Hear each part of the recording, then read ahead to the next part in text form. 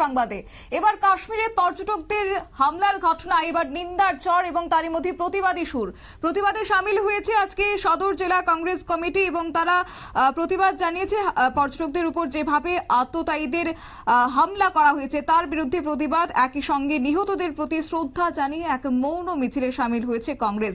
গোটা বিষয়কে কেন্দ্র করে সদর জেলা সভাপতি কি বক্তব্য রাখলেন শুনুন।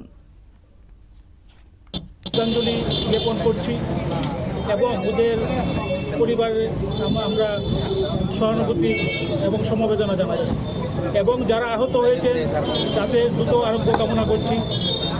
আজকে আমাদের এই যে মৌন মিছিল আমরা কালো বেশ ধারণ করেছি আমাদের সর্বভারতীয় নির্দেশে।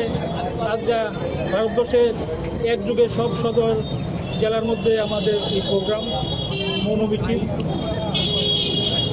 আমরা লক্ষ্য করেছি যে সারা ভারতবর্ষে যখন স্তম্ভিত শোকাহত তখন আমাদের প্রধানমন্ত্রীর মধ্যে কোনো সহমর্মিতা নেই, কারণ একদিকে জনগণ শোকাহত।